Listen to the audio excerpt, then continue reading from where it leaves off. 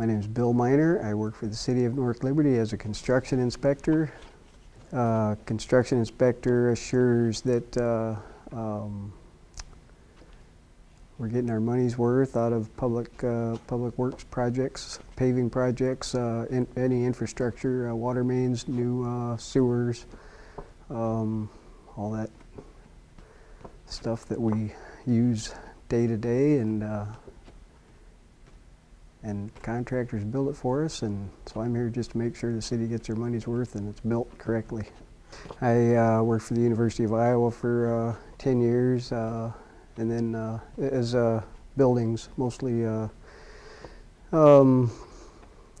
the university buildings on campus, doing all kinds of remodel projects, new buildings, and also some of their utilities and institutional roads projects. Prior to that, I was with Washington County Engineer's Office doing bridge culvert construction and highway construction inspection. And before that, I was with a private engineering firm that did quite a bit of work here in the city of North Liberty for their infrastructure, city infrastructure.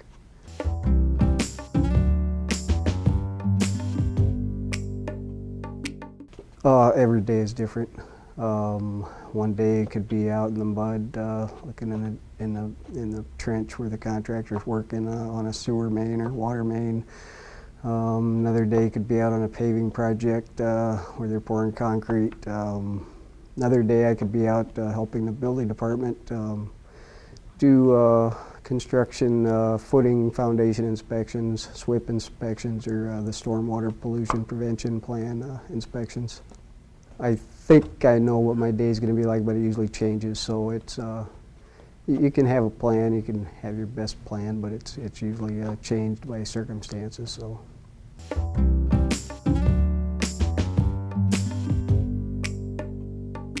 I think meeting the people, just going out there and working with the contractors, forming a team, creating the team environment, and the satisfaction of job well done, job getting done correctly.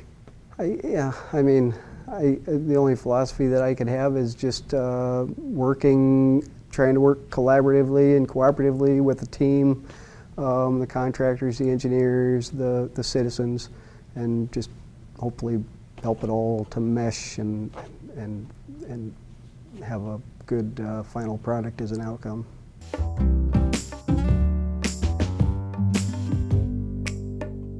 If I wasn't doing this,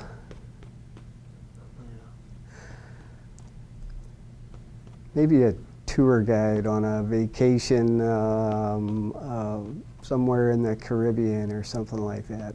Yeah, the weather, it's always sunny, the crystal clear blue water, the people out there on vacation, they're there for one thing, they're there to have fun, enjoy themselves, and that would be, I don't think it pays much though, probably. I don't know if it does. I don't know why more people don't do it, I guess. So.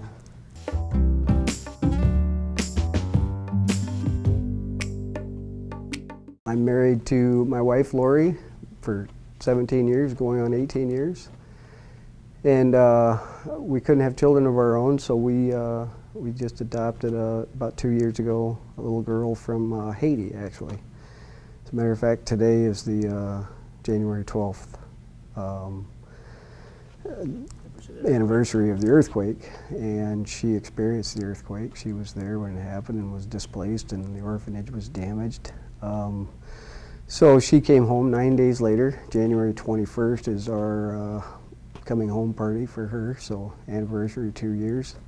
She's 4 years old now, beautiful little girl, learning, just happy as can be now. So, and we enjoy her a lot. So that's our family. I come from a large family myself, 7 kids.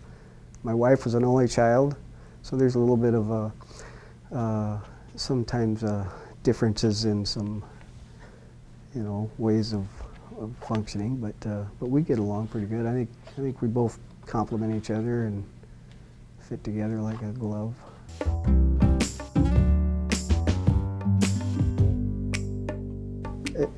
I don't think there's any question that it would have to be my favorite family story is bringing our daughter Claudia home from Haiti. I think was it a Tuesday, January 12th? I don't know. It was a Monday or Tuesday, but I got home from work. And I'm talking on the phone to, I think it was media. I don't remember who I was talking to on the phone. It was,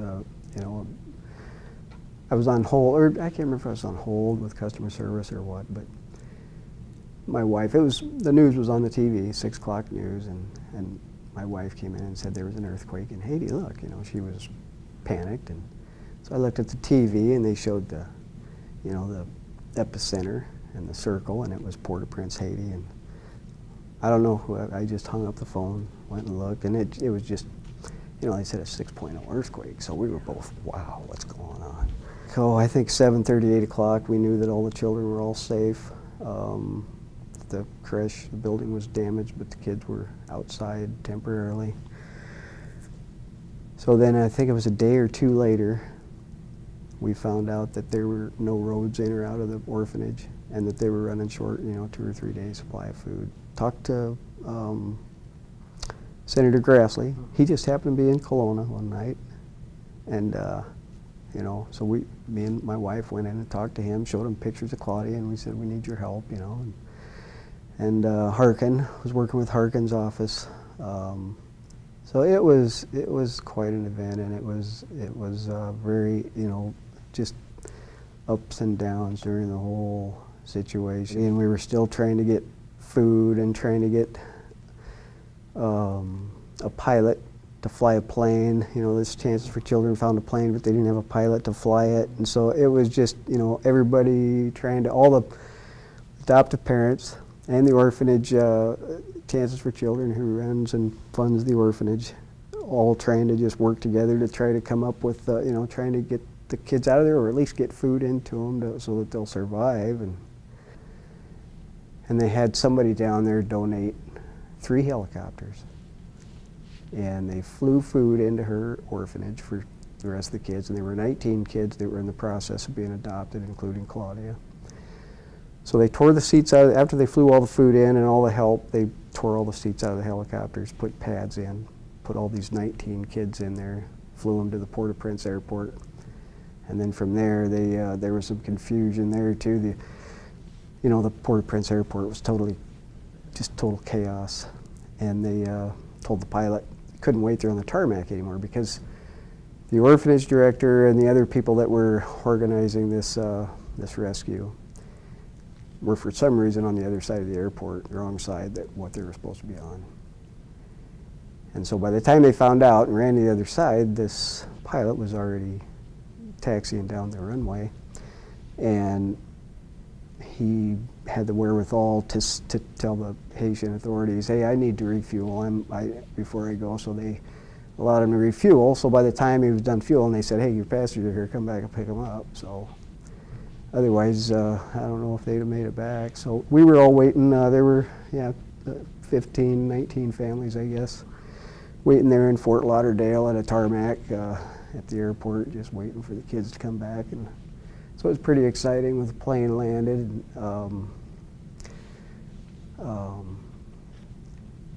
There's a gal with CNN, Soledad O'Brien. She was there, and she came into the hangar where we were all waiting, and said, your kids are coming, they're taxiing down right now. So we all got up and ran out on the tarmac, and here come the kids, and they started carrying them down the stairs of the plane, and so it was quite a reunion. Yeah, it was exciting. So yeah, that's my favorite family story probably. I don't know if anything will ever top that. So.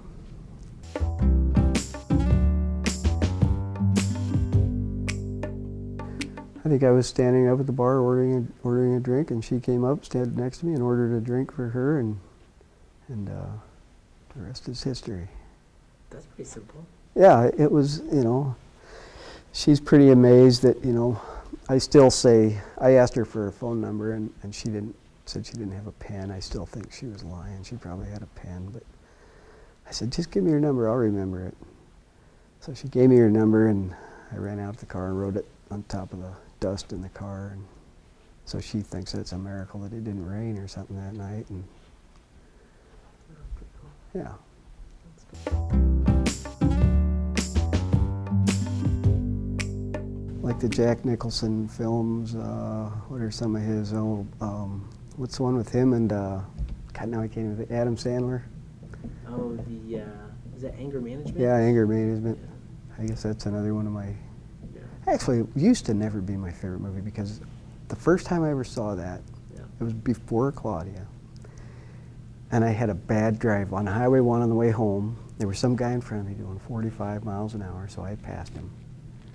And at 55, 60, when I passed him, he was right on my tail all the rest of the way home. And I'm just like, what is going on? You know, and then he went by me and he flipped me off and all this and that. And I'm just like, and so I was a little bit, you know, shaken up. And I got home and my wife wanted to watch a movie and we put that movie in. And I was already frustrated enough. And then when I'm watching this movie, I'm just like, how could this be happening? But now, you know, a lot of those movies I'll watch the first time, and like Elf, the first time I saw Elf, I couldn't stand it, but now I love it.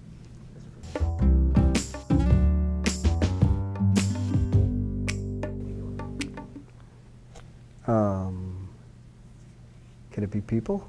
Sure. Whew, tough question. That's 3 things? No more. Yeah, I would have to say my wife and my daughter and some food, good food.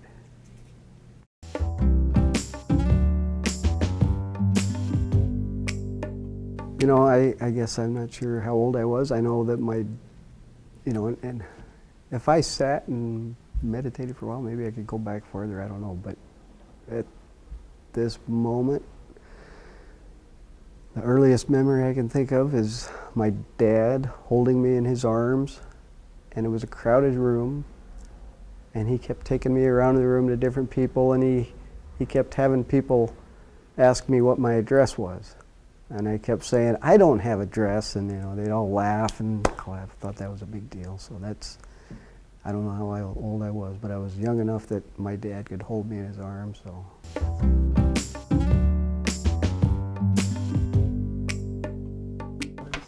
You know, chill out. People seem to get excited about a lot of, you know, nothing. So if you just, I guess, I live by patience. I want to, you know, I don't want to get, I don't want to make a mountain out of a molehill. I don't want to overreact. So try to stay calm, cool, and collected.